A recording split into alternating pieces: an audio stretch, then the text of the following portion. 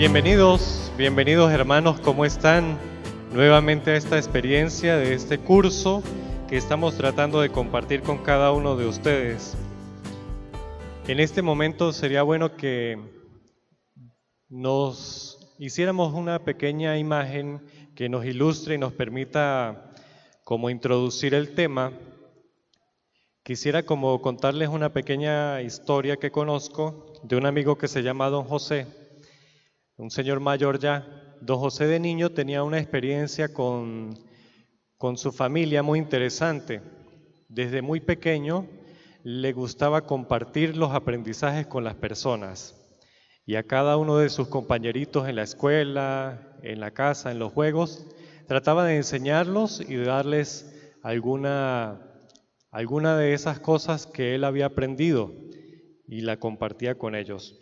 Al paso del tiempo, la familia se fue dando cuenta que don José tenía muchas cualidades para hacerse entender de los demás. Cuando ya fue adolescente y terminó de recibir los sacramentos de iniciación, que ustedes ya los conocen, ¿cuáles son los sacramentos de iniciación? Bautismo, confirmación, obviamente la reconciliación y la confirmación. Ya la confesión y la reconciliación son el mismo sacramento.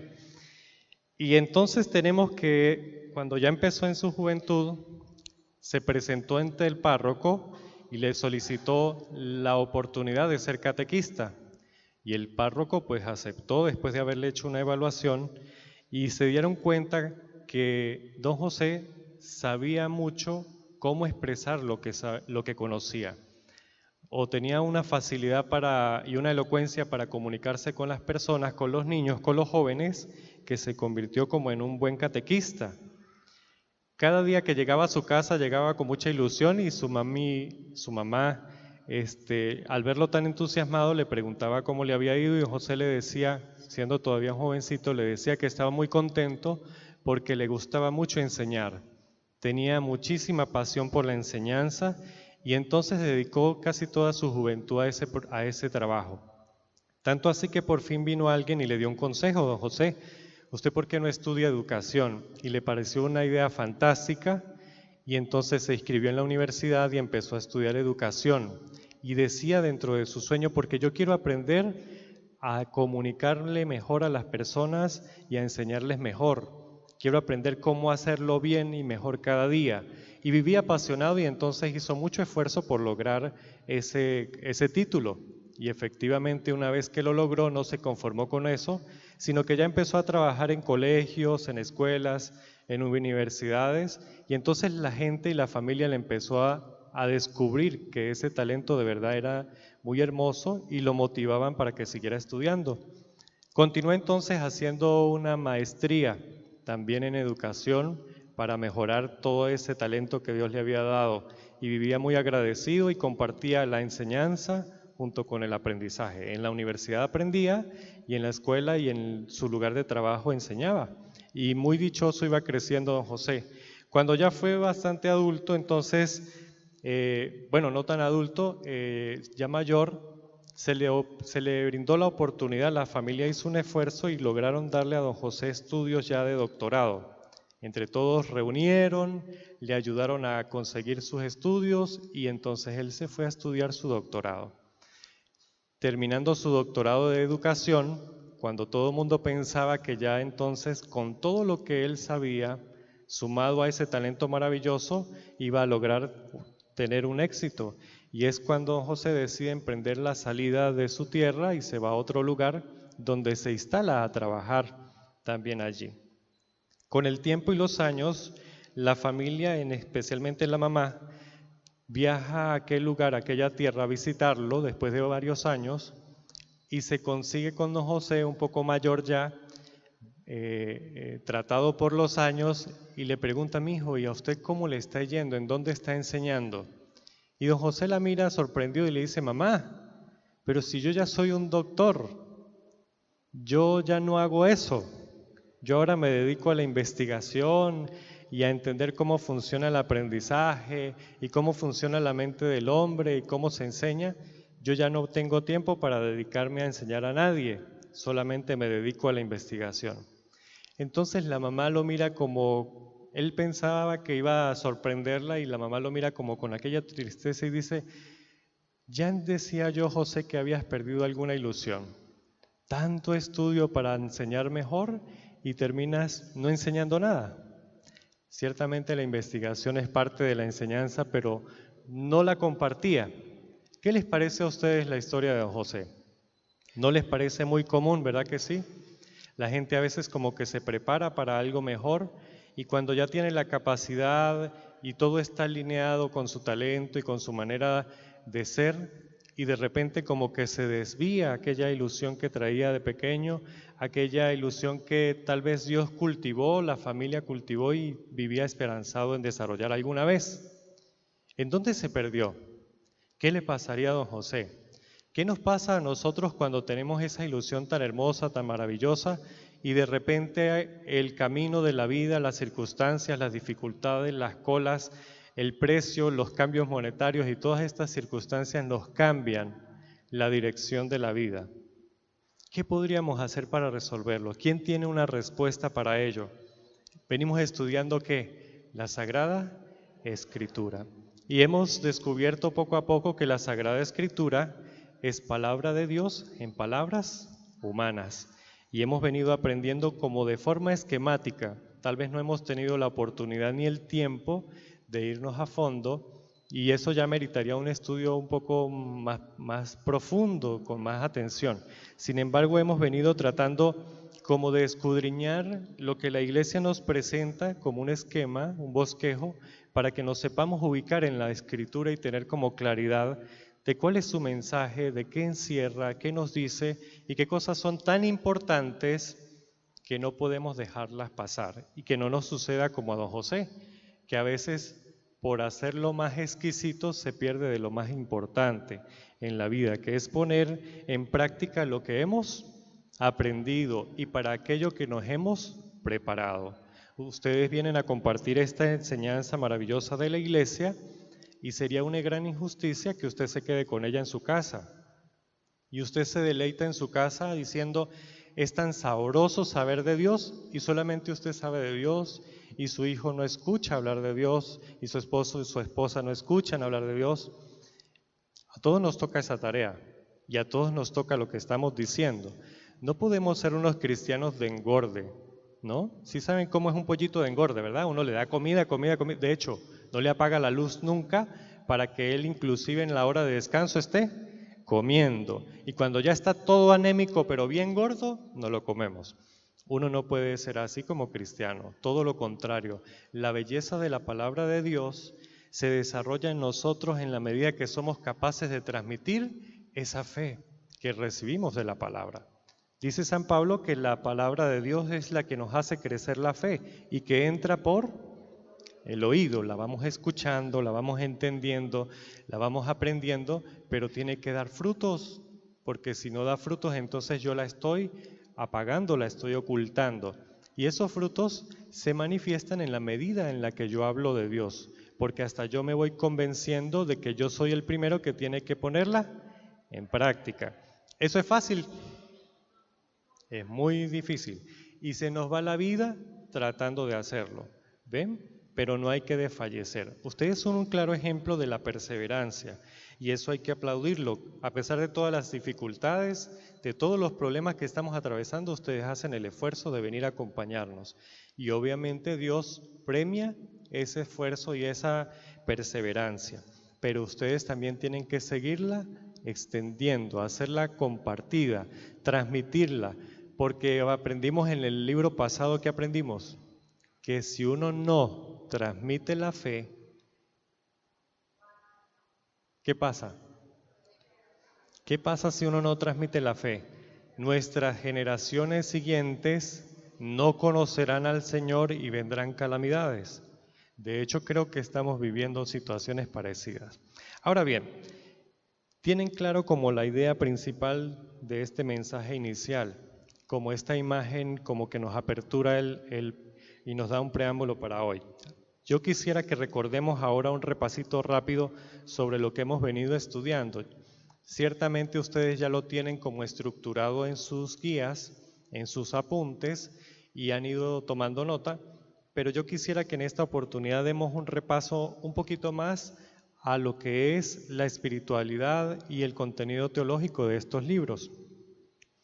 Así como don José, que se perdió en algún momento de su propósito inicial, ese es el drama que nos narra el libro del Génesis, cuando comienza, ¿verdad que sí? Adán y Eva como que pierden el rumbo, después de estar tan llenos de gracia, en plenitud de la gracia de Dios, en presencia de Dios, ¿qué sucedió? Como que algo les empezó a asomar una idea que sonó tentadora y esa idea los hizo cometer un error. ¿Cuál fue? Aspirar ser como Dios y por lo tanto entonces desobedecieron a Dios. Allí tenemos el drama de toda la humanidad. Todos nosotros nos enfrentamos como a la belleza con la que Dios nos ha creado y en algún momento queremos como desobedecer y hacer otra cosa, a ver si funciona y si de verdad tenemos como una libertad, entre comillas, que realmente no es tal. Y entonces nos atrevemos a hacer cosas que en lugar de darnos salud nos privan de la vida, nos privan de la bondad de Dios, peor aún, nos privan de la presencia de Dios y de su gracia. Sin embargo, hay un segundo drama. En ese primer drama se nos enseña cómo el hombre desobedece directamente a Dios. Pero en el segundo drama, cuando viene la generación siguiente, ¿qué hace Caín? Caín entonces viene a hacer otra desobediencia, pero ahora es como una desobediencia social. Es decir, la primera fue para con Dios directamente, la segunda es como al hermano, ¿verdad que sí? Al hermano, y al hermano indirectamente también se le ofende a Dios. Y miren qué curioso, Caín tuvo una gran idea y esa gran idea fue ofrecerle algo bonito a Dios, pero no le gustó que su hermano tuviera o siguiera su ejemplo. Y cuando Dios mira con agrado la ofrenda, con mayor agrado la de Abel, porque tiene más esfuerzo, más sacrificio, más detalle, entonces Caín se enoja y viene una tristeza y un egoísmo, una envidia que hace que tome la ley por su mano. Es decir, Caín se salta y ahora se convierte él en el ejecutor de la justicia, es decir, se transforma en el mismísimo Dios, entre comillas, Dios con D minúscula, para ejercer una autoridad que no tiene. ¿Y qué es lo que hace? Priva de la vida a su hermano. ¿Ven? Es decir, por eso aprendemos en ese pequeño, en esas dos enseñanzas que en una desobedecemos a Dios y después de que hemos desobedecido a Dios, que queremos ser como Dios, viene un segundo momento peor, en el cual nosotros inclusive nos convertimos en nuestro propio Dios y queremos que las cosas se hagan como yo digo. ¿A usted no le ha pasado? Es decir, Caín y Abel nos muestran lo que es hacer las cosas por las malas y por las buenas. Abel las hace por las buenas, Caín las hace por las malas. Como no me gustó cómo funcionó, resuelvo el problema y quito a mi hermano. Punto. Por las malas, a la fuerza. Es decir, a la siniestra de Dios, a la izquierda de Dios. Diferente al Hijo de Dios que lo hace. ¿A dónde vio San Esteban sentado a Jesucristo? A la derecha del Padre, a la diestra. Miren qué interesante que la Biblia nos hable de esos temas, inclusive empezando el drama de la historia. Qué bonito, y entonces entender que uno tiene que obrar es a la diestra de Dios, es decir, hacer las cosas por las buenas, por el bien y no por el mal. A veces usted vive en injusticias y entonces piensa así: como esto está saliendo tan mal, debería haber alguien que ponga orden y que mande a fusilar a todos los que no piensan así y que forman el desorden y punto. Debería ser así, ¿verdad que sí? ¿No han pensado a veces así? Bueno, ahí se le salió el Caín, ¿ve? Ahí se le salió a usted el Caín y está tratando de hacer las cosas por la fuerza. La iglesia ha emprendido que así no es. La iglesia conserva mucho esta enseñanza y sabe que nada bueno se puede hacer a través de medios malos. Inclusive el catecismo nos enseña que un fin bueno no justifica hechos o acontecimientos malos para conseguir eso bueno. Es decir, que según esa enseñanza, Robin Hood ha raspado, porque usted no puede quitarle a una persona o robarle a una persona para darle a otra que necesita. Tiene que hacer las cosas completamente bien, a derecho, como Abel, no como Caín. Entonces miren qué interesante. No me estoy deteniendo tanto en el libro del Génesis, estoy como conservando esas dos ideas porque es las que vamos a ver reflejadas a lo largo de esta mañana. Tenemos entonces claro que hay una en donde tenemos un drama y desobedecemos a Dios y otra en donde nosotros ejercemos la autoridad como si fuéramos Dios. Ay, no, eso de cuidarse con métodos naturales, eso me parece a mí muy anticuado. Es mejor utilizar pastillas y no sé qué, y métodos más modernos. Y entonces empieza uno a caer en el diálogo con la serpiente y termina uno ejecutando la obra como uno quiere que sea. Y aún así termina diciendo, yo soy católico, o peor, yo soy cristiano. ¿Sí ven lo difícil que es? Por eso es bonito que a la medida que vamos escudriñando la Escritura, vayamos entendiendo que todas esas cosas tienen que generar en nosotros algunas realidades transformadoras, pero transformadoras que van como desde adentro, ¿verdad que sí? No que van desde afuera. El otro día me conseguí en la salida de una de estas jornadas a una señora diciéndole a otra, ¿cómo es que tiene que hacer las cosas? Esa no es la forma. Uno da el ejemplo, ¿verdad? Y anima a la persona a trabajar y anima a la persona a cambiar, pero uno no aprende para usar esta enseñanza como un látigo, ¿verdad que no? No es para usarla como un látigo. Dios la va a castigar porque usted está haciendo esto y nos enseñaron en el curso bíblico que si usted hace esto, le pasa esto. Uno no lo puede hacer como látigo, lo tiene que usar para uno mismo. ¿Quién es el primero que tiene que aprender? Yo. ¿Para quién va dirigido este mensaje y esta carta maravillosa que llamamos Sagrada Escritura? Para mí. Y una vez que yo pueda hacer la vida o que yo la empiece a vivir, me va enseñando que también debo convivir con los demás. Es algo así como la cruz, ¿verdad? Vertical y horizontal en simultáneo. Yo sé que ustedes entienden todo esto, pero es necesario que lo refresquemos un poco para tener claridad y contexto en lo que vamos aprendiendo. Ahora miren, dentro de todas estas cosas que venimos diciendo, recordamos que entonces Dios, después de esos dramas difíciles desde el principio, no renuncia a tener una relación con el hombre, no renuncia a amarle, no renuncia a que algún día el hombre regrese a su casa, al paraíso.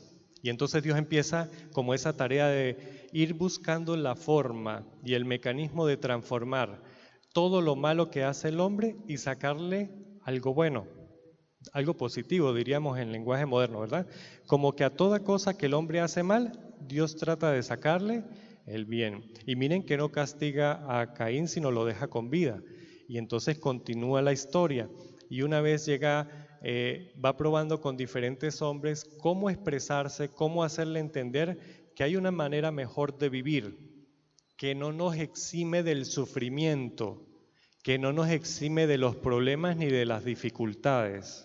Escuchen esto, porque una vez que decidimos salirnos del paraíso, una añadidura de nuestra vida que no podemos olvidar es el sufrimiento, es la dificultad, es la prueba, es la tentación. Y nosotros, como hemos aprendido a tomarnos una pastilla para cada dolor y hemos aprendido a hacer la vida de nuestros hijos un poco más llevadera, hemos caído en el error de hacerle pensar a las personas y a los demás cristianos que la vida del cristiano no tiene ni sufrimientos, ni tiene problemas, ni tiene circunstancias difíciles. Eso está mal, porque la iglesia no enseña eso, Jesús no enseña eso. El que quiera seguirme, que agarre su cruz y me siga. No dice, el que quiera seguirme, libre, ¿no? No, el que quiera seguirme, pare de sufrir.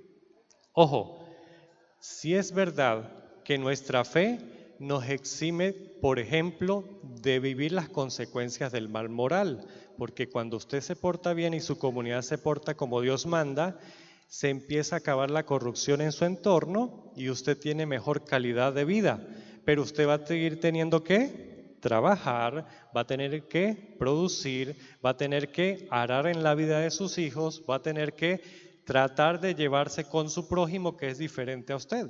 O sea que siempre vamos a tener dificultad. ¿Qué más? Problemas, circunstancias, hay que seguir viviendo. Los abuelos de antes no tenían tanto problema con eso. Es muy importante transmitir la fe y enseñarle a nuestros hijos y a las demás generaciones que Dios sí existe y que es real y que sus enseñanzas nos pueden privar de males peores. No nos eximen del esfuerzo, no nos eximen de la cruz, pero sí nos puede prevenir males peores que vienen a causa y a consecuencia del pecado.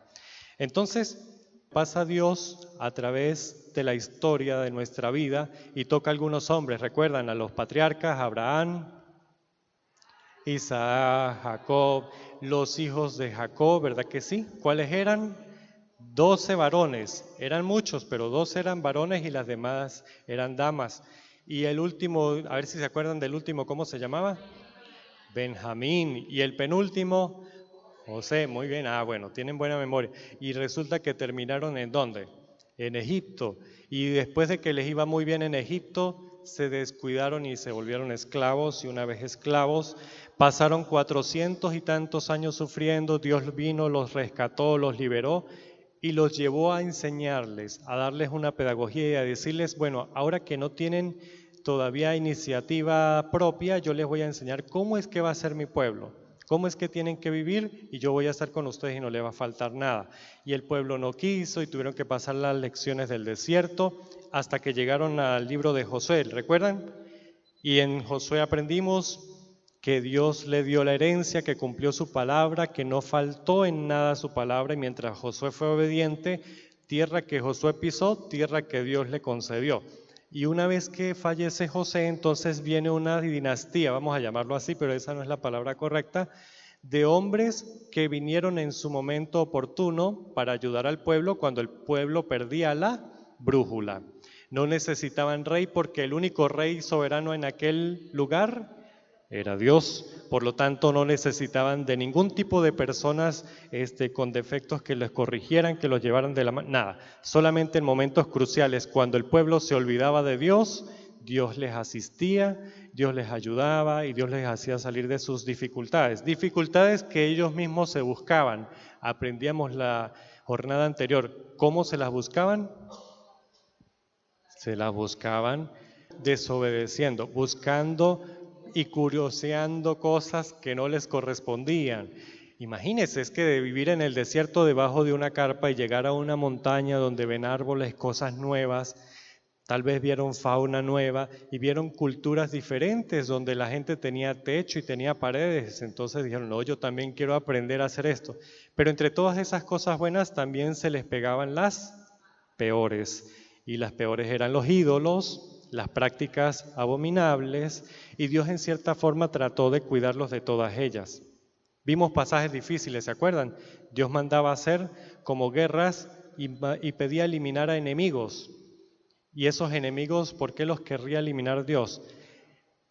Cuando estemos con Él le vamos a preguntar, seguramente, pero lo que podemos entender o nos enseñan es precisamente que muchas de esas culturas tenían prácticas tan abominables, tan desagradables, o tal vez algún tipo, o los ganados algún tipo de enfermedad o algún tipo de mal, que Dios como que quería que todo eso se erradicara para que el pueblo no sufriera las consecuencias de aquellas malas prácticas.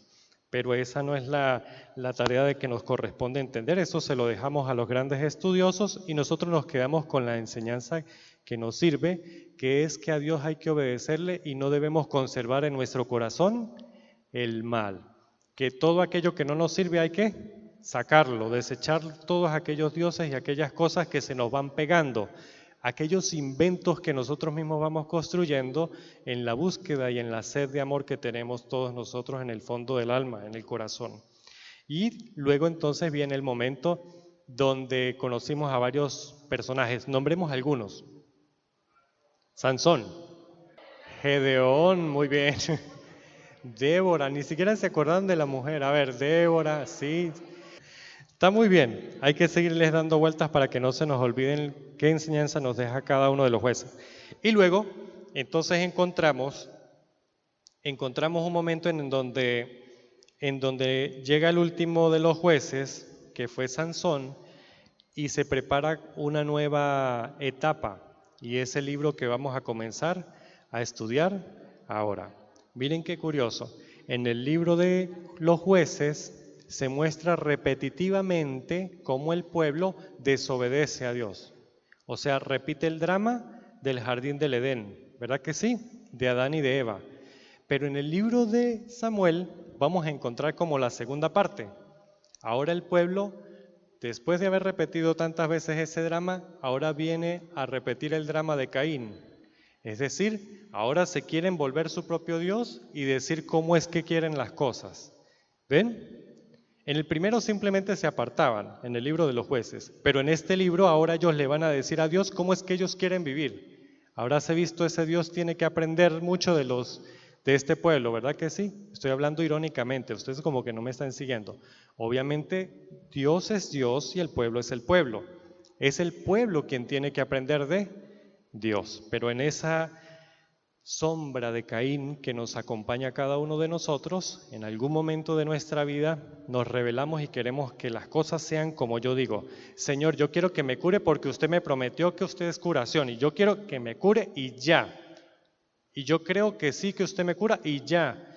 Y nos desviamos completamente y sin darnos cuenta nos convertimos en un Dios disfrazado de piadoso cuando realmente estamos dándole órdenes a Dios de cómo es que tiene que ser nuestra vida. ¿Por qué? Porque yo aprendí que tengo que tomarme una pastilla para cada dolor y como ya no quiero sufrir este dolor de cabeza y esta migraña y esto que me atormenta, entonces yo quiero que me cure y es ya, porque yo soy su hijo, ya. Ahí se nos salió ¿quién? Ah, muy bien, estamos entendiendo un poco. Uno no le da órdenes a Dios. Dios en su infinita misericordia nos ofrece su curación, pero si aquellas cosas sirven para mantenernos a raya, para ayudarnos en nuestro crecimiento, para sufrir con sentido, con un sentido verdadero de amor y de caridad y de sacrificio, pues que Dios no nos los quite porque nos va a servir, nos conviene, ¿verdad que sí? Pero uno como es tan pequeñito, no se da cuenta de la grandeza que hay detrás de cada una de estas cosas, por eso es tan bonito que la iglesia nos trate de enseñar. Entonces, en este nuevo libro que vamos a empezar a desarrollar, les recordamos que estamos repasando los libros ¿qué? Históricos de los deuteronomistas, ¿verdad que sí? Estamos ahí y estamos en este tema de Samuel, miren, donde nos ubicamos allí en la cronología de los 16 libros históricos, vamos en el tercero y cuarto, que sería el primero de Samuel y segunda de Samuel. Ya nos hablarán de los siguientes. Muy bien, vamos a hablar un poco ahora sí de la parte histórica, de todos esos detalles que nos interesan y nos dan como conocimientos importantes. El autor y la fecha. Estos dos libros datan de finales del siglo IX a.C., es decir, entre eso de los años 1100 y 970 a.C. Hay que entender algo, inicialmente el libro de Samuel no estaba dividido en dos partes, era como un solo libro, pero aquellos traductores de los 70, del grupo de los 70 que nos enseñaron al comienzo de este curso, hicieron como una división práctica para sacar 4 libros importantes que contaban la historia de la monarquía, que era el libro de los reyes de Israel y los contaban así como en 4 etapas. Y allí fue donde se separó el libro de Samuel en 2 partes y el libro de Reyes en 2 partes. Entonces, cuando se escribe la Vulgata, el traductor utilizó esa división, le pareció bien y es la que nosotros conservamos en la Biblia. Y recibe el nombre del mismo autor porque hasta entonces se creía que el autor de ese libro era Samuel. Sin embargo, después nos damos cuenta que Samuel fallece por allá en el capítulo 25, si no me equivoco, ustedes lo confirman con su guía. ¿Cuáles son las características literarias del libro de Samuel? Los dos libros, que son una sola obra, figuran también dentro de los profetas anteriores, es decir, los que vengo comentando, y el autor se sirvió de fuentes, documentos y tradiciones. Quiere decir que quien escribió este libro, ¿qué utilizó? Como un periodista, ¿verdad que sí? Entrevistaba, conocía, escuchaba en la sinagoga los cantos, los himnos y todas aquellas historias que contaban los ancianos del pueblo, y iba recopilando aquella información, pero también la comparaba con documentos y con costumbres y tradiciones orales que mantenía el pueblo. Allí tenemos entonces cómo se formula el libro de Samuel, o los dos libros de Samuel.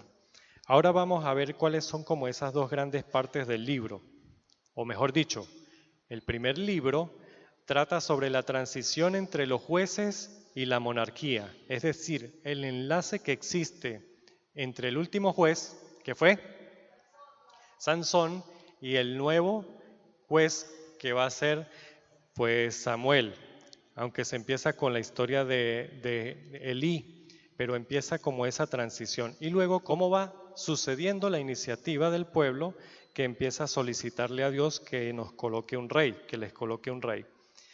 Y la segunda parte del libro, es decir, segunda de Samuel, habla sobre la instauración de la monarquía, es decir, ya definitivamente queda establecida esa monarquía en el pueblo de Israel. O sea que realmente nos habla de la transición y la instauración. En el primer libro, Samuel, el último juez, elige a Saúl como primer rey. Narra también la sucesión de Saúl. Todo está escrito allí. Y en el segundo libro es una crónica del reinado de David.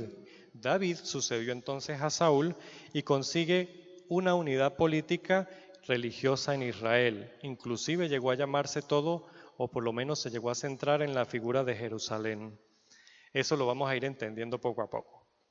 También podemos encontrar como presencia de estos tres elementos importantísimos en este libro, como tres grandes ramas o características de los personajes. Por una parte, los profetas, que velan por la fidelidad de este pueblo a la alianza. Es decir, en este libro encontramos cómo los profetas tratan de llevar al pueblo siempre a recordar la alianza de Dios, a pesar de que el hombre tuviera alguna jerarquía, y no dudaba el profeta en ponerle como los puntos a la I y hacer que cada persona cumpliera como tenía que ser. Los sacerdotes, por otra parte, mantienen el culto y el santuario. Es decir, los profetas cumplen un protagonismo en estos libros, pero también los sacerdotes empiezan a cumplir con su tarea. Y por último, se habla también de los reyes que se encargan de cuidar los intereses de Dios y del pueblo. Sí pueden ver allí en ese esquema las tres como dignidades que recibimos en la consagración bautismal, ¿verdad que sí?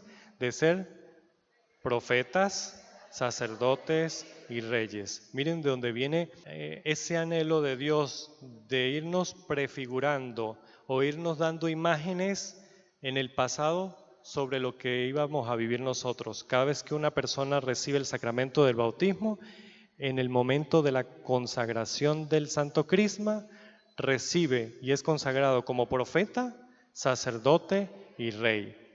Pregunto, ¿aquí hay bautizados? Bastantes, todos somos bautizados. O sea que todos nosotros somos profetas, sacerdotes y reyes.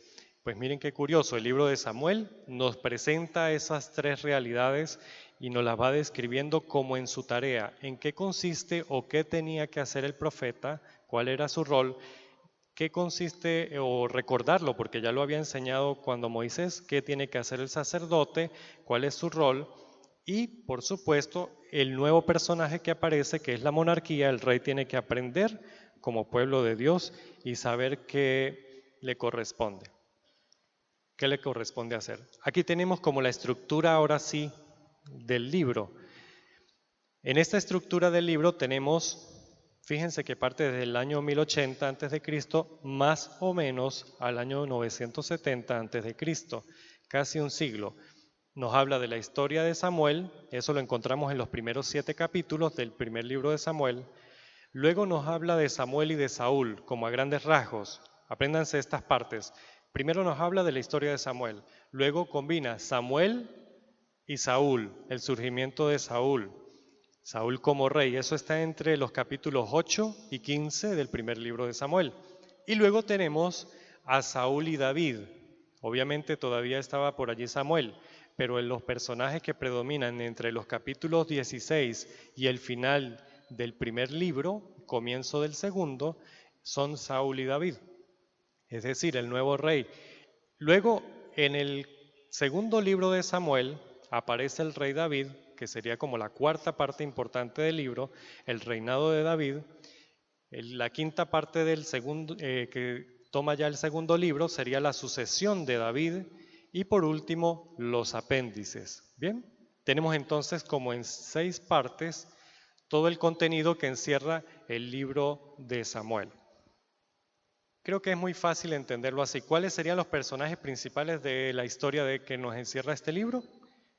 Sería la de Samuel, la de Saúl, la de David, ¿verdad que sí?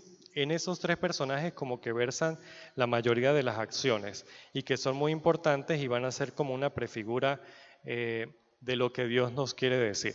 Vamos entonces ahora en este momento a ponernos en las manos de Dios para darle gracias por esta jornada y vamos a pedirle que esto que hemos compartido en esta experiencia inicial nos ilustre cómo vamos a continuar en la siguiente jornada. Que no perdamos como el horizonte que hemos planteado. Recuerden a don José, recuerden cómo don José perdió la ilusión de su vida y se empezó a ocupar de otras cosas y terminó haciendo otra cosa distinta a la que su vocación natural y su vocación de vida le pedía. Y también recordemos el drama del jardín del Edén, el drama de Caín y cómo Dios nos ha ido llevando a lo largo de este trayecto. Que nos haya servido esta experiencia de repaso, de recuento, y en la próxima jornada entonces vamos a continuar desarrollando el libro de Samuel. Le damos gracias a Dios, que es grande, poderoso, misericordioso, nos permite reflexionar y nos permite recrearnos en su palabra, hacernos nuevas criaturas y hacernos nuevos, y pedimos su bendición para que cada palabra que hemos compartido dé verdaderos frutos en nuestro corazón, en nuestras familias y en nuestro país. Amén. En el nombre del Padre, del Hijo y del Espíritu Santo.